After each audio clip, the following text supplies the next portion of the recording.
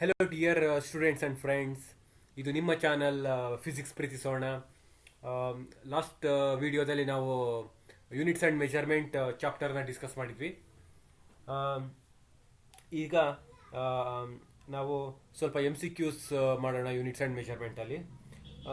So last ವಿಡಿಯೋದಲ್ಲಿ ನಾವು what is unit, what is measurement, different unit systems, S I unit system, fundamental ಮತ್ತು supplementary physical quantities ಮತ್ತು derived physical quantities ಬಗ್ಗೆ discuss ಮಾಡಿದ್ವಿ. ಹಾಗೆ what is the difference between radian and steradian ಅನ್ನೋದ್ರ ಬಗ್ಗೆನೂ discuss ಮಾಡಿದ್ವಿ. So in this session we are going to solve some of the important multiple choice questions. ಅದು CET ಆಗಿರ್ಬೋದು, ಕಾಮೆಡ್ಕೆ ಆಗಿರ್ಬೋದು, JEE, ನೀಟ್ ಇಂಥವಕ್ಕೆಲ್ಲ ಹೆಲ್ಪ್ ಆಗುತ್ತೆ. ಸೊ ನಾವು ಲೆಟ್ ಅಸ್ ಸ್ಟಾರ್ಟ್. ಇದು ನಾನು ಒಂದು ಅಪಾಲಜೀಸ್ ಮಾಡ್ಕೊಳ್ಬೇಕಾಗಿದೆ. ಲಾಸ್ಟ್ ವಿಡಿಯೋದಲ್ಲಿ derived physical quantity tabular column ಇತ್ತು. ಅದರಲ್ಲಿ ಯೂನಿಟ್ ಆಫ್ ಪ್ರೆಷರ್ನ ಮೀಟರ್ ಸ್ಕ್ವೇರ್ kg/s² ಅಂತ ಮೆನ್ಷನ್ ಮಾಡಿದ್ದೆ. I am extremely sorry for that. Actually unit of pressure MKS ಅಲ್ಲಿ ಹೇಳಬೇಕಾದ್ರೆ kg/m/s². ಸೊ ನಾವು let us start. 10 millimeter is equal to how many kilometer ಅನ್ನೋದು first question. ಅದಕ್ಕೆ options ಏನೇನಿದೆ ಅಂದರೆ 10⁵, ಆಪ್ಷನ್ ಬಿ 10⁻⁻⁴, ಆಪ್ಷನ್ ಸಿ 10⁻⁻⁵, ಮತ್ತು D none of these. So ಇದನ್ನ solution ಯಾವ ಥರ ಕಂಡುಹಿಡಿಯೋದು ಅನ್ನೋದು ನೋಡೋಣ. We know that measurement will have number and unit. So ಮತ್ತು number is inversely proportional to its unit ಆಗಿರುತ್ತೆ. ಸೊ ಹಾಗಾಗಿ ನಾವು ಒಂದು ಈಕ್ವೇಷನ್ ನಾವು ಇಲ್ಲಿ ಫಾರ್ಮುಲೇಟ್ ಮಾಡ್ಬೋದು. ಅದು ಹೆಂಗೆ ಅಂದರೆ number 1 into unit 1 is equal to number 2 into unit 2. So ಈಗ 10 millimeter is equal to x into kilometre ಅಂತ ಬರ್ಕೊಳ್ಳೋಣ. ಫಸ್ಟು ಎಕ್ಸ್ ಅಂದರೆ ಅದೊಂದು ಅನ್ನೋನ್ ಇನ್ ಕಿಲೋಮೀಟರ್ ಯೂನಿಟ್ ಆಗಿರುತ್ತೆ. ಈಗ ನಾವೇನು ಕಂಡುಹಿಡಬೇಕು ಅಂದರೆ ಎಕ್ಸ್ ವ್ಯಾಲ್ಯೂ ಕಂಡುಹಿಡಬೇಕು. So x is equal to 10 millimeter divided by kilometre. So to convert millimeter to, so now let us convert millimeter to meter and kilometer to meter. So then what we get, x is equal to 10 into 10⁻⁻³ meter divided by 10⁻+3 meter. So meter get cancels. So ನಮಗೇನು ಸಿಗುತ್ತೆ ಅಂದರೆ x is equal to 10⁻⁻⁵. ಆದ್ದರಿಂದ 10 millimeter is equal to 10⁻⁻⁵ kilometer. So the correct option is C, that is 10⁻⁻⁵. So ಈಗ ಎರಡನೇ ಕ್ವಶನಿಗೆ ಹೋಗೋಣ. So which of the following system of units is not based on the unit of mass, length and time alone ಅಂತ ಕೇಳಿದ್ದಾರೆ. Options: option A MKS, option B SI, option C CGS, option D FPS. ಈಗ ನಮಗೆಲ್ಲ ಗೊತ್ತಿರೋ ಹಾಗೆ MKS unit ಸಿಸ್ಟಮಲ್ಲಿ metre kg/s ಇರುತ್ತೆ. CGS ಅಲ್ಲಿ centimetre ಗ್ರಾಮ್/s. FPS unit ಸಿಸ್ಟಮಲ್ಲಿ ಫೂಟು ಪೌಂಡ್/s. ಫೂಟು ಅದು unit of length, pound unit of mass. So in SI system there are 7 fundamental units and 2 supplementary units. So the correct option is B, that is SI. ಈಗ next third ಕ್ವಶನ್ಗೆ ಹೋಗೋದಾದ್ರೆ, the base quantity among the following is. Options given are first speed, second weight, third mass, fourth area. ನಮಗೆಲ್ಲ ಗೊತ್ತು speed is equal to distance by time. ಅದು ಒಂದು derived physical quantity ಸಹ. ಹಾಗೆ weight ಅದು mass into acceleration due to gravity ಆಗಿರುತ್ತೆ. ಅದು derived physical quantity. ನೀವು ಜ್ಞಾಪಕದಲ್ಲಿ ಇಟ್ಕೊಬೇಕು, ಮಾಸು ಮತ್ತು ವೆಯ್ಟು ಎರಡು ಒಂದೇ ಅಲ್ಲ ಅಂತೇಳಿ. Mass in unit kilogram, weight in unit newton. So area is length into width, ಅದು ಸಹ ಡಿರೈವ್ಡ್ ಫಿಸಿಕಲ್ ಕ್ವಾಂಟಿಟಿ ಆಗಿರುತ್ತೆ. So therefore mass is a fundamental or basic physical quantity, base physical quantity. So the correct option is 3. Now let us move on to fourth question. In SI unit, the number of fundamental physical quantities are option A 9, option B 7, option C 3, D none of these. ನಾವು ಈಗಾಗಲೇ discuss ಮಾಡ್ದಂಗೆ S I ಯೂನಿಟಲ್ಲಿ 7 fundamental ಮತ್ತು 2 supplementary physical quantity ಇರುತ್ತೆ ಅಂತ ಗೊತ್ತು. So ಹಾಗಾಗಿ correct option B, ಅದು 7. ಸೊ ಎಸ್ ಐ ಯೂನಿಟಲ್ಲಿ 7 ಫಂಡಮೆಂಟಲ್ ಫಿಸಿಕಲ್ ಕ್ವಾಂಟಿಟೀಸು ಮತ್ತು ಅದ್ರದ್ದು ಯೂನಿಟ್ಸು ಇರುತ್ತೆ. ಓಕೆ, ನಾವು let us move on to question number 5. Match list X with list Y. List X ಅಲ್ಲಿ ಫಿಸಿಕಲ್ ಕ್ವಾಂಟಿಟೀಸ್ ಇದೆ ಮತ್ತು ಲಿಸ್ಟ್ ವೈ ಅಲ್ಲಿ ಯೂನಿಟ್ಸ್ ಇದೆ. So select the correct answer by using the codes given below. ಈಗ so physical quantities ಯಾವ್ದಾವ್ದಿದೆ ಅಂದರೆ pressure, power, tension, force, plane angle. So units ಯಾವ್ದಾವ್ದಿದೆ ಅಂದರೆ newton, radian, pascal, watt. So ನಾವು match the following ಮಾಡಬೇಕಾಗಿದೆ. So pressure ಅಂದರೆ ಏನು ಅಂದರೆ force by area, ಅದ್ರದ್ದು unit newton per metre square. ಈ ನ್ಯೂಟನ್ ಪರ್ ಮೀಟರ್ ಸ್ಕ್ವೇರ್ಗೆ ಇನ್ನೊಂದು ಫೇಮಸ್ ನೇಮ್ ಇದೆ, ಅದು ಪ್ಯಾಸ್ಕಲ್ ಅಂತ.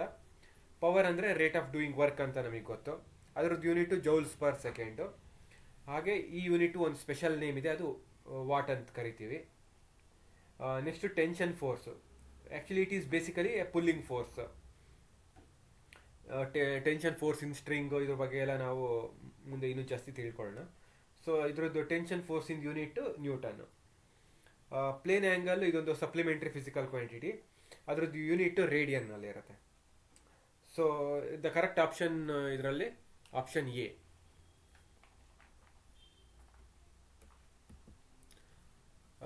ನೆಕ್ಸ್ಟ್ ಇನ್ನೊಂದು question number 6 match the following ಇದೆ. ಸೊ ಇದು match list physical quantity with list two units and select the correct answer using the codes given below ಅಂತ.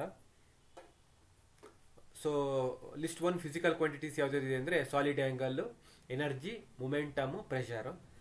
List 2 ಅಲ್ಲಿ ಯೂನಿಟ್ಸ್ ಯಾವುದಿದೆ ಅಂದರೆ joule, K G metre per second, newton per metre square, steradian. So solid angle ಅದೊಂದು physical quantity, ಅದು supplementary physical quantity, ಅದರದ್ದು unit steradian. Energy is a derived physical quantity and its unit is joule ಅಥವಾ joule ಅಂತ ಕರಿತೀವಿ. Momentum is also a derived physical quantity, its unit is K G metre per second. Pressure again it is also a derived physical quantity and its unit is newton per metre square. So ಇದರಲ್ಲಿ correct option ಯಾವುದು ಅಂದರೆ option B. So ನಾವು ಈಗ 7th ಕ್ವಶನ್ಗೆ move ಆಗೋಣ. Solid angle of a sphere measured at its centre is dash stay radians ಅಂತ ಹೇಳಿ ಕೇಳಿದ್ದಾರೆ. ಸೊ ಇಡೀ ಸ್ಪಿಯರಿಗೆ ನಾವು ಸಾಲಿಡ್ ಆ್ಯಂಗಲ್ ಎಷ್ಟಿರುತ್ತೆ ಅಂದರೆ ಅದು 4π ರೇಡಿಯನ್ಸ್, 4π ಸ್ಟೇ ರೇಡಿಯನ್ಸ್ ಇರುತ್ತೆ. ಅದರದ್ದು ಹೇಗೆ ಬರುತ್ತೆ ಅಂದರೆ 4π ಸ್ಟೇ ರೇಡಿಯನ್ಸ್ ಹೆಂಗೆ ಬರುತ್ತೆ ಅಂದರೆ, ಈಗ ನಮಗೆ ಗೊತ್ತು omega which is equal to steradian is equal to area on the sphere divided by R square. ಈಗ ಫುಲ್ ಸ್ಪಿಯರಿಗೆ ನಾವು total surface area of the sphere ತಗೊಳ್ತೀವಿ. ಸೊ ಅದರಿಂದ surface area of the sphere 4π R square ಆಗುತ್ತೆ. So ಅದನ್ನು ನಾವು substitute ಮಾಡಿದರೆ ಒಮೆಗಾಗೆ, so omega is equal to 4π R square by R square. So R square cancel ಆಗುತ್ತೆ. So finally omega is equal to 4π ಬರುತ್ತೆ. So the correct option is 4, option number 4. So now we shall discuss question number 8. So that is SI unit of energy. So SI unit of energy options ಏನೇನು ಕೊಟ್ಟಿದ್ದಾರೆ ಅಂದರೆ ಎರ್ಗ್ ಕೊಟ್ಟಿದ್ದಾರೆ, electron volt ಕೊಟ್ಟಿದ್ದಾರೆ, ಜೂಲ್ ಮತ್ತು ನನ್ of these ಇದೆ. So ನಮಗೆಲ್ಲ ಗೊತ್ತಿರೋ ಥರ ಎರ್ಗ್ ಅದು CGS unit of energy, electron volt is also a unit of energy, joule is also it is an SI unit of energy. So correct option ಏನು ಅಂದರೆ option 3, option number 3, that is SI unit of energy is joule. ಇದು ಕೆಲವೊಂದು conversion ನೀವು ಜ್ಞಾಪಕ ಇಟ್ಕೊಳ್ಬೇಕಾಗುತ್ತೆ, competitive ಎಕ್ಸಾಮಲ್ಲಿ ಬೇಕಾಗುತ್ತೆ. 1 erg is equal to 10⁻⁻7 joule. ಅದೇ ಥರ 1 electron volt is equal to 1.602 × 10⁻−19 joules. So next question number 9, SI unit of force is. So options ಏನೇನು ಕೊಟ್ಟಿದ್ದಾರೆ ಅಂದರೆ option number 1 dyne, option number 2 erg, Option number 3 pound. Option number 4 Newton. So Dyne it's a CGS unit of force, but erg is a CGS unit of energy. Point to be noted. Pound is a FPS unit of mass. So correct option number 4. ಇಲ್ಲಿ ಇನ್ನೂ ಒಂದು conversion ನಾವು ಇದು ಇಟ್ಕೊಬೇಕು. 1 Dane is equal to 10 power minus 5 Newton. Next question number 10 ಹೋಗೋಣ. ಇದೊಂದು ಸ್ವಲ್ಪ question ಸ್ವಲ್ಪ ಟ್ರಿಕ್ಕಿ ಆಗಿದೆ, ನಿಮಗೆ ಕನ್ಫ್ಯೂಸ್ ಆದರೂ ಆಗ್ಬೋದು ಆಪ್ಷನ್ಸ್ಗಳು. The derived physical quantity work is expressed by option A force into area, option B force by area, option C force by distance, option D force into distance. ನಮಗೆಲ್ಲ ಗೊತ್ತು work is equal to force into distance ಅಂತ. So correct option is D. Now we shall discuss question number 11. The total plane angle subtended by semicircle is. Option given are pi by 4 radian, pi by 3 radian, pi by 2 radian, pi radian. ನಮಗೆಲ್ಲ ಗೊತ್ತು full ಒಂದು 360 ಡಿಗ್ರಿಗೆ ಅದು 2 pi ರೇಡಿಯನ್ಸಿಗೆ equal ಆಗಿರುತ್ತೆ. ಅದೇ 180 degree ಏನಾಗಿರುತ್ತೆ ಅಂದರೆ pi ರೇಡಿಯನ್ಸಿಗೆ equal ಆಗಿರುತ್ತೆ. ಇದು ಕನ್ವರ್ಷನ್ ಫ್ಯಾಕ್ಟರ್, ಇದು ಸಹ ಜ್ಞಾಪಕ ಇಟ್ಕೊಳ್ಬೇಕಾಗತ್ತೆ. ಸೊ ಹಾಗಿದ್ರಿಂದ ಕರೆಕ್ಟ್ ಆಪ್ಷನ್ ನಂಬರ್ 4 ಅದು ಪೈ ರೇಡಿಯನ್ಸ್ ಅಂತ. ನಿಮಗೆ ಇದ್ರ ಬಗ್ಗೆ ಎಲ್ಲ ಸ್ವಲ್ಪ ಜಾಸ್ತಿ ಡೀಟೇಲ್ಸ್ ಬೇಕು ರೇಡಿಯನ್ ಮತ್ತು ಸ್ಟೇರೇಡಿಯನ್ಸ್ ಬಗ್ಗೆ ಅಂದರೆ ನನ್ನ ಪ್ರೀವಿಯಸ್ ವಿಡಿಯೋ ರೆಫರ್ ಮಾಡಿ, ಅದು ನನ್ನ ಡಿಸ್ಕ್ರಿಪ್ಷನಲ್ಲಿ ಹಾಕಿರ್ತೀನಿ. Next question number 12. ಇದು ಕ್ವೆಶನ್ ನಂಬರ್ 11 ಥರನೇ ಇದೆ, ಆದರೆ ಆ್ಯಂಗಲ್ ಚೇಂಜ್ ಆಗಿದೆ. The value of 45 degree in radian is. Options given are option 1 pi by 2, option 2 pi by 3, option 3 pi by 4 ಮತ್ತು ಆಪ್ಷನ್ 4 pi by 5. ಇದು ಸೊಲ್ಯೂಷನ್ ಇದನ್ನು ಕಂಡುಹಿಡಿಯೋದು ಹೇಗೆ ಅಂದರೆ ನಮಗೆ ಗೊತ್ತಿರೋ conversion factor degree to radian ಏನಿದೆ ಅಂದರೆ 360 degree in a circle is equal to 2 pi radians ಅಂತ. ಸೊ ಅದೇ 45 ಡಿಗ್ರಿಗಾದರೆ ಎಷ್ಟು ರೇಡಿಯನ್ ಆಗುತ್ತೆ ಅಂದರೆ 45 divided by 360 into 2 pi, which is equal to 2 pi by 8.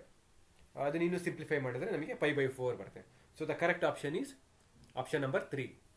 So 45 degree in radian is equal to pi by 4. ಈಗ next question number 13. Which of the following is a unit of force.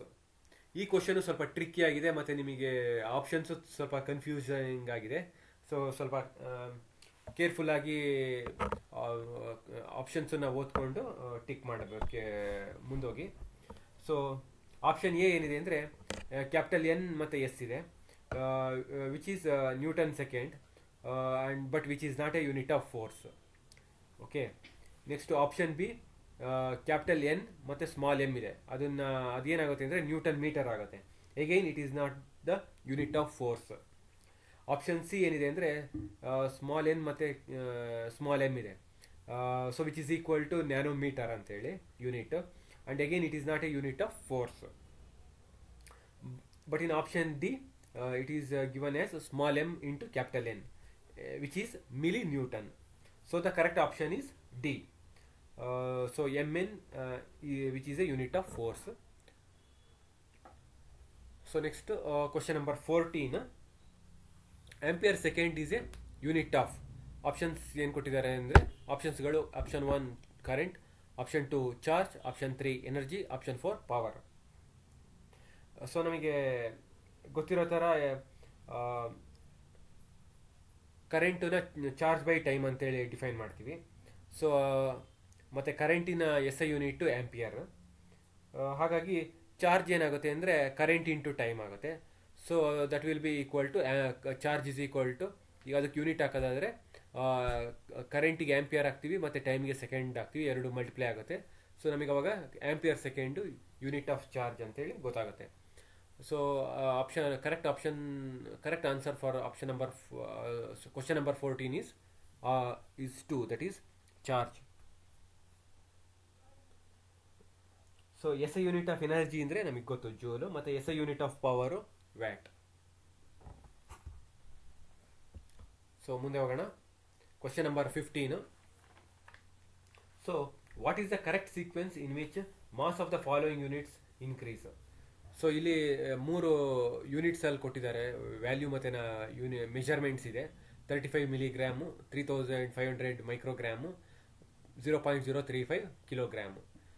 So ಇಲ್ಲಿ numbers ಮತ್ತು different numbers ಇದೆ, different units ಇದೆ ಈ ಮೆಜರ್ಮೆಂಟಲ್ಲಿ. ಇದನ್ನು ನಾವು increasing ಆರ್ಡ್ರಲ್ಲಿ ಬರಿಬೇಕಾಗಿದೆ. ಅದಕ್ಕೆ options ಕೊಟ್ಟಿದ್ದಾರೆ, option P Q R S ಇದೆ. ಈಗ ಇದನ್ನು ಸಾಲ್ವ್ ಮಾಡಬೇಕು ಅಂದರೆ ನಾವು ಫಸ್ಟು ಈಗ ಡಿಫ್ರೆಂಟ್ ಯೂನಿಟ್ಸ್ ಇರೋದನ್ನ ಸಿಂಗಲ್ ಯೂನಿಟ್ ಆಗಿ ಕನ್ವರ್ಟ್ ಮಾಡೋಣ. ಆಗ ಈ ನಮಗೆ ಆಪ್ಷನ್ಸನ್ನು ಚೂಸ್ ಮಾಡೋದಕ್ಕೆ ಈಸಿ ಆಗುತ್ತೆ. ಸೊ 35 ಮಿಲಿಗ್ರಾಮನ್ನು ಯಾವ ಥರ ಬರಿಬೋದು ಅಂದರೆ 0.035 ಗ್ರಾಮ್ ಅಂತ ಬರಿಬೋದು. 3500 ಮೈಕ್ರೋಗ್ರಾಮ್ನ 0.0035 ಗ್ರಾಮ್ ಅಂತ ಬರಿಬೋದು.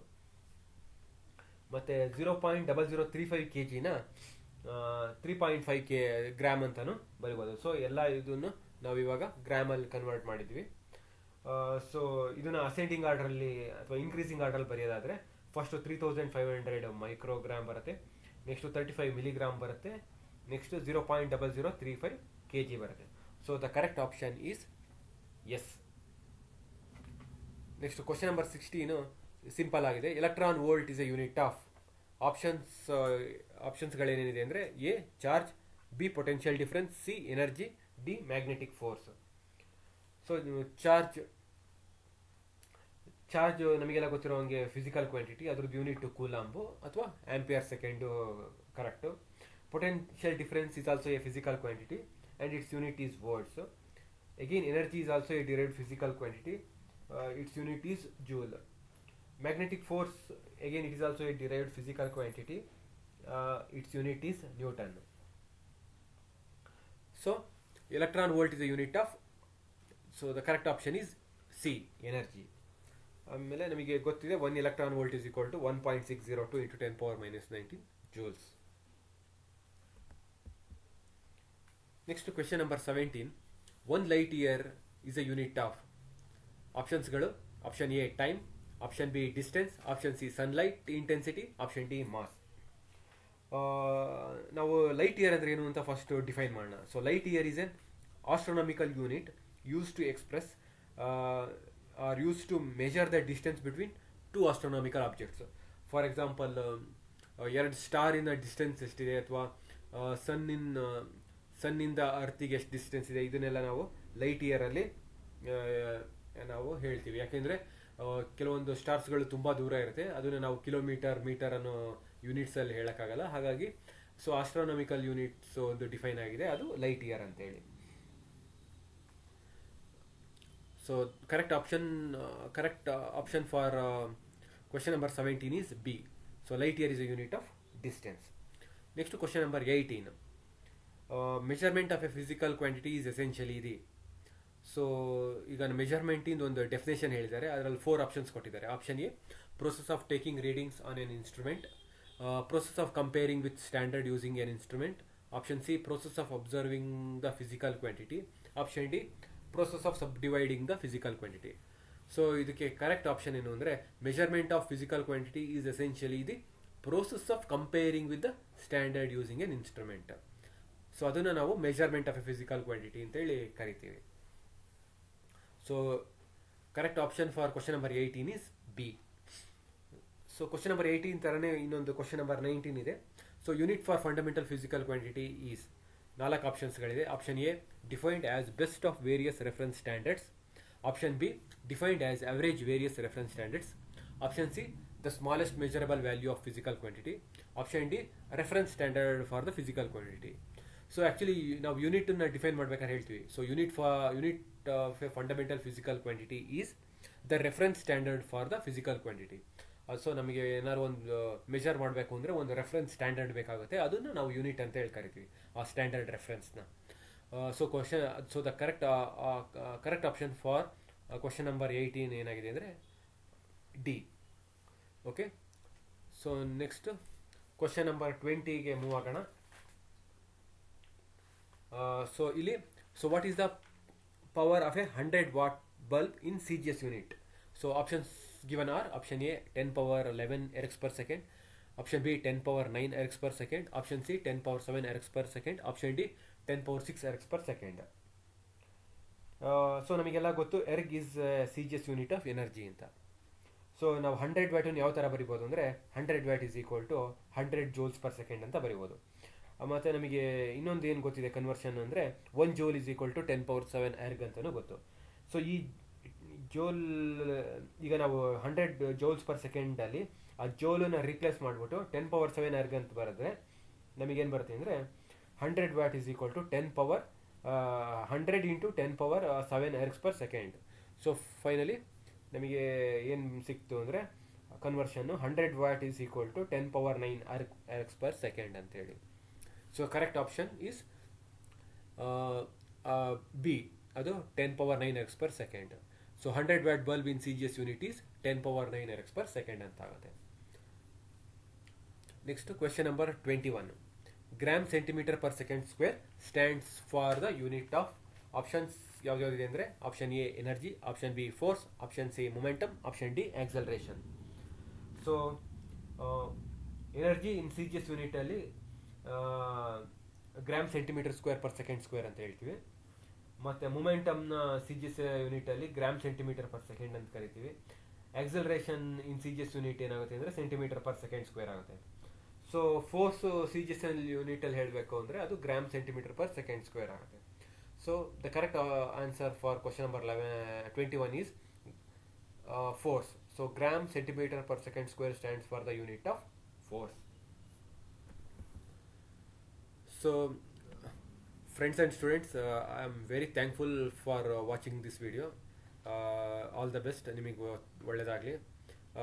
ದಯವಿಟ್ಟು ಲೈಕ್, ಕಮೆಂಟ್, ಶೇರ್ ಮತ್ತು ಸಬ್ಸ್ಕ್ರೈಬ್ ಮಾಡಿ ಫಿಸಿಕ್ಸ್ ಪ್ರೀತಿಸೋಣ ನಿಮ್ಮ channel. Once again, I thank you very much for your continuous support. Bye bye.